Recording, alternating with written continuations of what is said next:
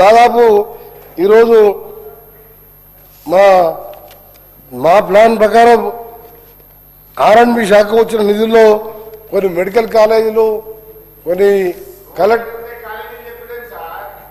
కాలేజీలు, ఆర్ఎండ్బి ఆఫీసులు కూడా ఆర్ఎండ్బి డిపార్ట్మెంట్తోనే టేకప్ చేసిన. మాకు వచ్చే బడ్జెట్లో అది చెప్పాలంటే అసలుతో చెప్పాలి. మాకు వచ్చే బడ్జెట్లో ఆర్ఎండ్బిలో డిపార్ట్మెంట్ టేకప్ చేసి మీరు వాటి కలెక్టర్ ఆఫీస్లో బిల్డింగ్ చేయకపోతే మా బడ్జెట్కి వెళ్ళే వాళ్ళకి కొద్దిగా పేమెంట్ చేస్తూ కొద్దిగా ఆ క్లియరెన్స్ చేస్తున్నాం.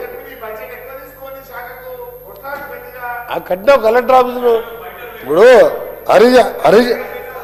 హరీష్ అన్న నువ్వు కలెక్టర్ ఆఫీస్ మంచిగా కట్టావు, మరి పేమెంట్ ఇవ్వాలి కదా. నువ్వు పేమెంట్ ఇవ్వైతే కట్టుకుంటున్నాడు. ఎమ్మెల్యే క్వార్టర్స్ కట్టావు, ప్రతి క్యాంప్ ఆఫీస్ ఎమ్మెల్యే కట్టావు, ఎమ్మెల్యే పోయి ఆడ సంసారం చేస్తూ ఉంటుండు, దానికి పేమెంట్ ఇవ్వలే, అది మేమే ఇవ్వాలి. మాకు వచ్చే ఆర్ఎండ్బి బడ్జెట్ ఇవన్నీ చదవాలి. ఇవన్నీ చదువుకుంటే రోడ్లు చేయాలంటే ఏం చేయాలి? పెద్ద ప్లానింగ్ చేసినాం ఆర్బీఐతోని.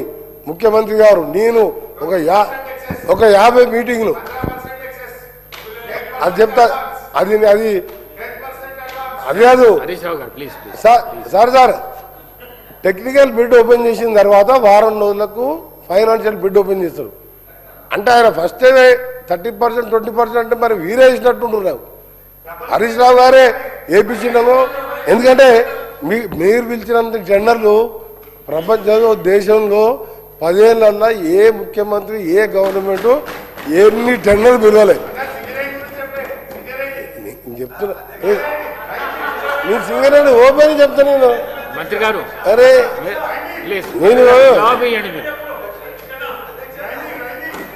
అందుకే ఈరోజు సార్ ఒకటి యామ్